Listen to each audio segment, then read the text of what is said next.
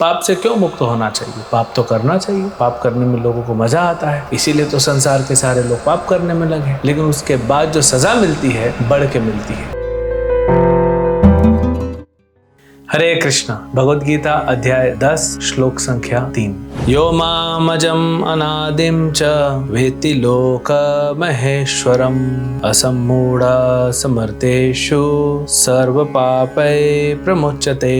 जो मुझे अजन्मा अनादि समस्त लोकों के स्वामी के रूप में जानता है, मनुष्यों में केवल वही मोह रहित और समस्त पापों से मुक्त होता है। तो भगवान यहाँ पे कितना सरल तरीका बता रहे हैं पाप से मुक्त होने का। पाप से क्यों मुक्त होना चाहिए? पाप तो करना चाहिए। पाप करने में लोगों को मजा आता है, इसीलिए तो संसार के सारे लोग पाप करने में लगे। पाप करने में तो मजा आता है, लेकिन उसके बाद जो सजा मिलती है वो 10 गुना 100 गुना 1000 गुना बढ़ के मिलती है। जैसा पाप रहेगा वैसा फिर सजा मिलेगी। भगवान यहाँ बहुत ही सरल तरीका बता रहे हैं पाप से मुक्त होने का, नहीं तो हम फंसे रहेंगे संसार। और जब तक पाप की सजा से मुक्त नहीं होंगे, जब पाप से मुक्त होंगे तो पाप की सजा से भी मुक्त हो जाएंगे। और फिर क्या बचेगा जीवन में? जब सजा नहीं होता तो क्या होता है? तब हम आजाद घूमते हैं। जेल में किसको अच्छा लगता है? तो पूरा भौतिक संसार क्या है? जेल है। तो कैसे हम पाप से मुक्त हो सकते हैं? भगवान कहते हैं 3 चीजें। ये जान लो कि मैं अज हूँ, अनादि हूँ और लोक महेश्वर, मैं महेश्वर हूँ। तो आइए देखते हैं कि इस शब्द का अर्थ क्या होता है। अज,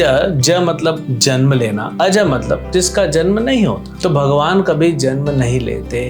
अच्छा, हमने तो देखा है माता देवकी के गर्भ में भगवान आए, फिर देवकी पुत्र के रूप में आए, और आप कहते हैं जन्म नहीं लेते। देखिए, भगवान जन्म लेते हैं, लेकिन वो कैसा होता है समझिए बात को। अज तो जीवात्मा भी है, हम भी अज हैं, आप भी अज हो। हम आत्मा तो जन्म नहीं लेती, लेकिन आत्मा को जबरदस्ती उसके कर्म अनुसार शरीर दिया जाता है। हर साल हम उस शरीर जो दुख दे रहा है उस शरीर को हर साल याद करते हैं और हैप्पी बर्थडे गाते हैं। तो हम भी अज हैं, लेकिन हमें जबरदस्ती शरीर दिया जाता है। भगवान अपनी इच्छा से आते हैं। भगवान अज हैं, लेकिन वो अपने रूप में आते हैं, वो कोई भौतिक शरीर नहीं धारण करते। जैसे भगवान खुद कहते हैं अवजानन्ति माम मूढ़ा। मूर्ख लोग हैं जो सोचते हैं कि मैं मनुष्य जैसा देह को धारण करता हूँ। अगर भगवान हमारे जैसे हो गए तो फिर भगवान सुने क्यों भगवद गीता? अपना भगवद गीता लिखिए, फिर हम भी भगवान हो गए। अगर भगवान मनुष्य हो गए तो हम भगवान हो गए। न दोनों भगवान हो सकते, न दोनों मनुष्य हो सकते हैं। भगवान भगवान है, हम मनुष्य हैं, हम जीवात्मा है। तो अजय फिर कैसे गर्भ में आ गए? भगवान अपनी इच्छा से आए।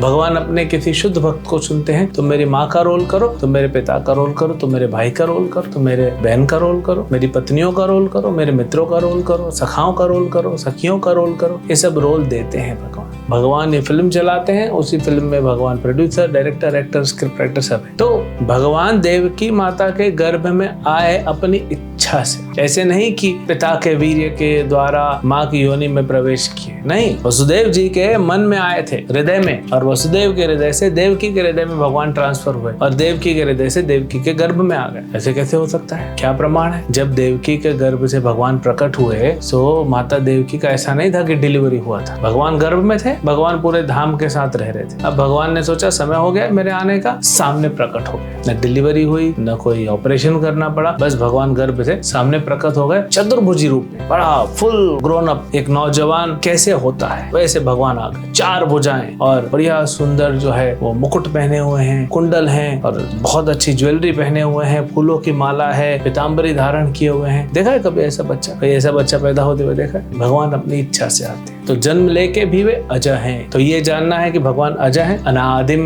अनादिम ब्रह्मा जी कहते हैं ना, ईश्वर परम कृष्ण सच्चिदानंद विग्रह, अनादिर आदिर गोविंद सर्व कारण कारणम। हे गोविंद, हे कृष्णा, आप तो सबके आदि हैं। पिछले श्लोक में भगवान ने बताया अहम आदिर ही देवानाम, कि मैं सबका आदि हूँ। तो कोई पूछेगा भगवान आपका आदि कौन है? कौन भगवान का आदि है? जो सबके आदि हैं और वो अनादि हैं, उन्हीं को भगवान कहते हैं। अनादिर आदिर गोविंद, ब्रह्मा जी भी कहते हैं आपके ऊपर कोई नहीं, आप ही अनादि हो, आपका कोई आदि नहीं है, आपका कोई स्टार्ट नहीं, आपने ही दृष्टि प्रारंभ की है। तो ये अनादि, फिर लोक महेश्वरम, पहले भी भगवान गीता में कहते हैं मम भूत महेश्वरम। महेश्वर शब्द 2-3 बार भगवान ने प्रयोग किया है। हमको लगता है महेश, महेश तो शिव है। महाईश, ईश मतलब कंट्रोलर, नियंता होते हैं। और सबसे बड़े कंट्रोलर कौन है? शिव जी हैं इस भौतिक संसार में। लेकिन शिव जी और ब्रह्मा जी को भी कंट्रोल करते हैं भगवान कृष्ण। इसलिए महेश्वर, महेश के भी वर हैं, वो उनके भी अथॉरिटी है। भगवान ने पूरी सृष्टि बनाई, पूरी भौतिक सृष्टि बनाई, आध्यात्मिक सृष्टि बनाई, भौतिक सृष्टि में ब्रह्मांड बनाए, अनंत कोटि। ब्रह्मा जी को जन्म दिया, शिव जी को तो ब्रह्मा जी ने जन्म दिया। ये ब्रह्मा और शिव और बाकी सारे देवता,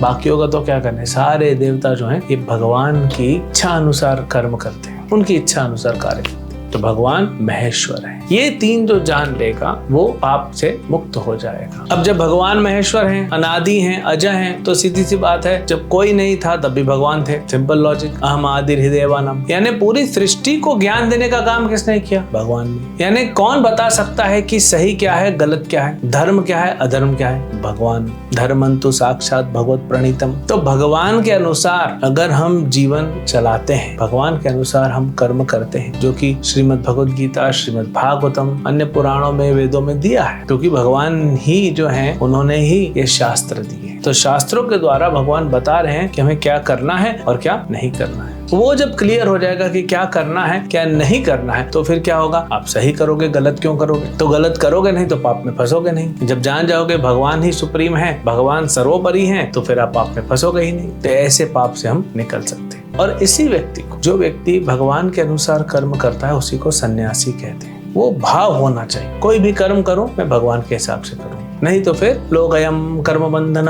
भगवान तीसरे अध्याय भगवद गीता के कहते हैं यज्ञ अर्थात कर्मणो, अगर मेरे लिए कर्म नहीं करोगे या मेरे हिसाब से कर्म नहीं करोगे, कर्म बंधन में फंस जाओगे। क्यों? क्योंकि भगवान के हिसाब से नहीं करना मतलब पाप करना। जैसे सरकार के हिसाब से करते हैं ना। सरकार अगर कहती है कि आप लेफ्ट में गाड़ी चलाओ तो लेफ्ट में चलाओ, स्पीड लिमिट 80 का है, पार मत करो, हम 100 की स्पीड में चलते हैं, फिर क्या होता है? फोटो आ जाता है, जो कैमरे लगे होते हैं फोटो खींच लेते हैं, घर में पर्ची आ जाती है, आपने नियम तोड़ा, पाप किया, आप सजा भरो, फाइन भरो उसका। तो जैसे हम देश में रहते हैं तो देश के कानून व्यवस्था के हिसाब से चलना पड़ता है, वैसे ही हम भगवान की सृष्टि में रह रहे हैं तो भगवान के अनुसार चलना पड़ेगा। और आनंद है, कोई पाप नहीं। सिर्फ धर्म के कार्य में रहोगे तो आनंद ही आनंद मिलेगा। और भगवान सारी सुविधाएं देंगे वो अलग। आज क्योंकि पाप कर रहे हैं तो भगवान धीरे धीरे आप देखिए सुविधाएं खींचते जा रहे हैं। खाने को अच्छा नहीं मिल रहा है, अच्छा पीने को पानी नहीं मिल रहा है, कहीं पे अकाल आ रहा है, कहीं पे बहुत बाढ़ आ रही है, कंट्रोल ही नहीं हो रहा है, कहीं बहुत गर्मी है, कहीं बहुत ठंडी है, एक्सीडेंट्स हो रहे हैं, भूकंप आ रहे हैं, ज्वालामुखी फट रहे हैं। ये क्यों है? ये हमारे पापों का फल है।